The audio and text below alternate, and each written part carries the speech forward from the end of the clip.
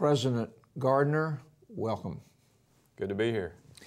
We both went to Stetson University. Did. We can't get by without plugging Stetson University. I don't remember seeing you around campus. No, you weren't born yet. But anyway, your wife Camille went there as well, and you got married, and along comes little Andrew, who's now 11 years old, and to your surprise, he was born with Down syndrome.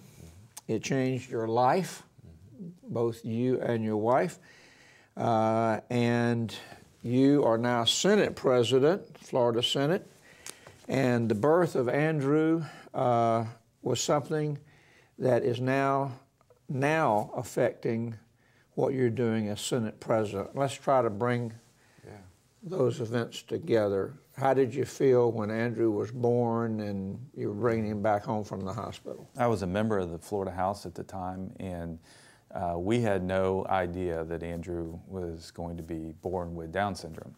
And you know, that day is still a whirlwind. First child, it's always a whirlwind. And you know, we were informed as soon as he was born that there might be an issue. And for a young father and mother, it was, you know, what does this mean? We had no idea what the journey was going to be or what we were going to do. And you know, I still remember he had to stay a couple extra days in the hospital. You're kind of told all the things that could be wrong or could happen. And the other piece of it is we were also informed Andrew was going to have heart surgery. He had a hole in his heart as early as 3 months old.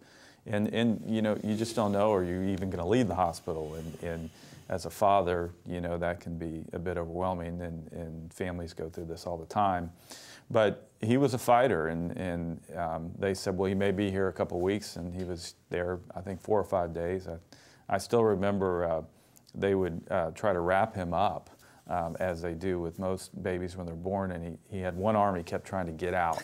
And I knew then, I was like, okay, you know, we might have a fighter on our hands. And when we came home from the hospital, we were driving around. We lived very close to the hospital, and really Camille and I drove around with Andrew, and in that car, you know, we made a commitment to him that we were not going to treat him differently, that we were going to expect him to meet all the goals. And you know, my prayer to this day is for Andrew to have a passion for life, and a passion to be successful. And in my role as a dad, not as a senator, is to do everything I can to help him to meet that passion and to be a successful young man. I think that, you know, I would have to say that I feel the same way about my children. And I'm sure you feel that the same way about your two daughters. But you've had to focus in on Andrew and others like Andrew. You call them, I believe, people with unique abilities. Is that right? Yeah. Why did you use that term? Well, it's you know, I think for a lot of us, you would hear, well, he's a Down syndrome child, or disabled, or whatever it may be. And I think one of the, and really my wife, who is, you know, just incredible with all this, we really started to talk about as we saw Andrew grow, and we don't look at him as being disabled. You know, my wife always says they're not Down syndrome children, they're children. They're children first. They just happen to be different. Same thing with autism. You hear somebody say, well, he's an autistic child. Well, no, he's a child. And then he just happens to have autism. And what we saw in Andrew was not disability, but he clearly has unique abilities. And we wanted to try to bring those out, which really just kind of started that concept of they're not disabled, they just have unique abilities, and our job as parents and really as a state is to help them on that journey find exactly where they need to be. However, when Andrew was born, and I'm sure others born with unique abilities, the parents at that time, 11 years ago, there was no clear path charted, was there, as to what you would want to do as parents to help Andrew make the best of his unique abilities, right? There's not a clear path. There wasn't a clear path for the state and for educational institutions, post-secondary institutions, et cetera, correct? Right. And I think a lot of it was just the information. It's with any new child, it's overwhelming. But for young parents who have a child with unique ability, and it's also children that are diagnosed with autism, that tends to be a little bit later, 3, 4, 5 years old. For a parent, it's where do I go? Where's the information? And the state has a lot of great programs. When Governor Bush was here, we actually worked with him, because Andrew had just been born, on increasing funding for early intervention and various things like that. But it was just this overwhelming, I don't know what the next move is. And the other thing for us, and I give Camille all the credit, is once we sort of got into that world, the number of families that would reach out to us and really talk to us about different things that they were having, inclusion issues in the school system, the IEP, the Individuals with Education Plan, and really trying to empower parents. And so that has kind of led us to where we are, where we have all these opportunities. We want to package them together. And so you say to a family, okay, you're on this journey, here's a roadmap from the state of Florida, and here are all the options that you're going to have.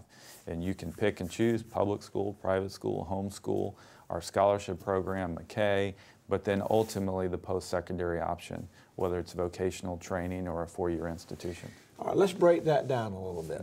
Let's go from person to policy.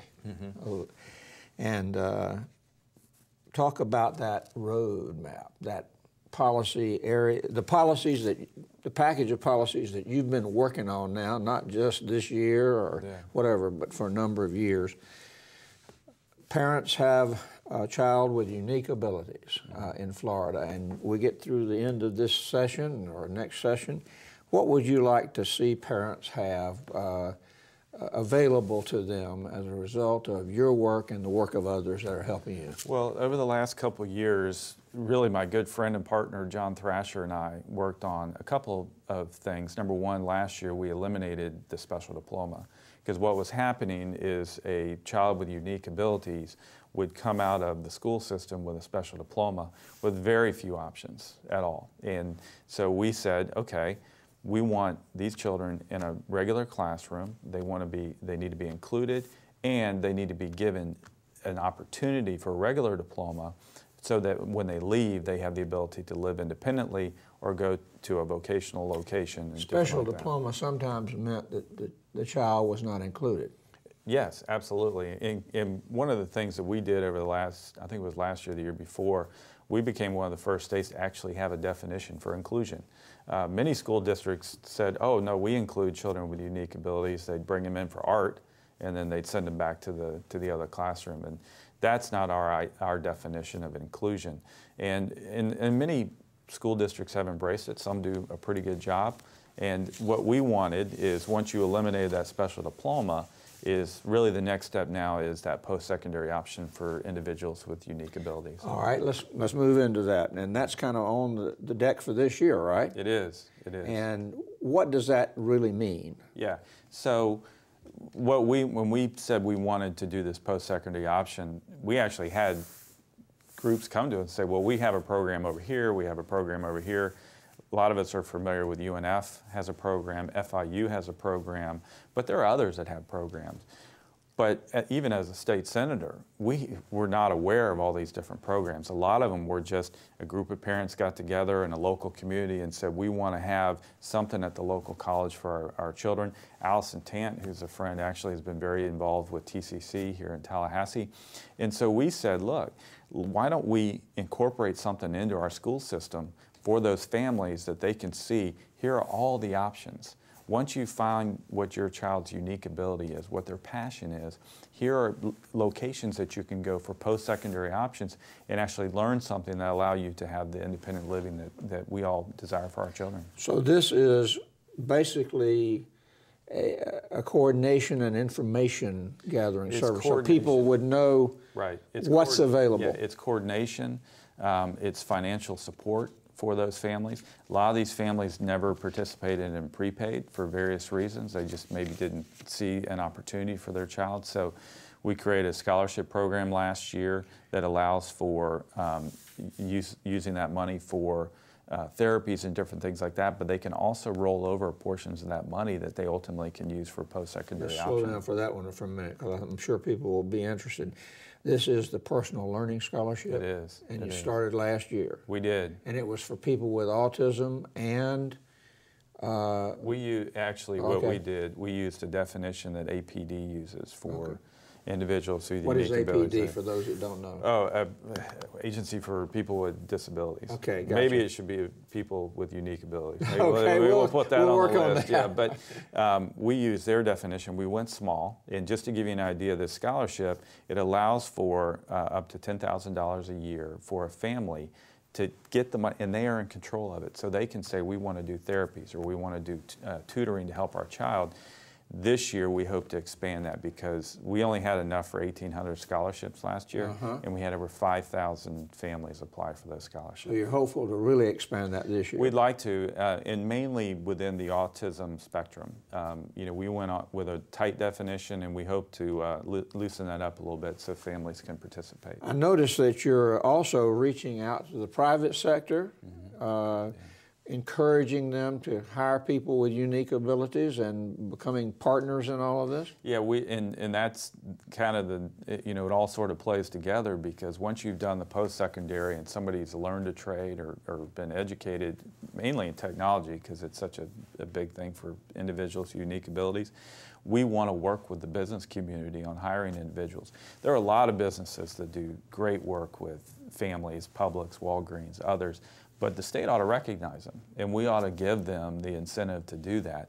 But we also are doing another thing. The state of Florida should lead by example, and if we're going to ask businesses to hire individuals with unique abilities, we should too, which is why we're going to require every agency to report to us, what is your plan for hiring individuals with unique abilities? So you're going to the state Absolutely. kind of as an example.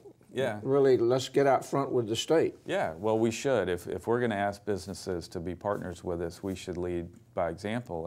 And there's so many pieces of it, and it's not all going to happen over the next 2 years, but for us, at least we have the opportunity to kind of lay out a roadmap to hopefully for the future. So when the families get this diagnosis, whenever it is, that they see, here are all the options for my child.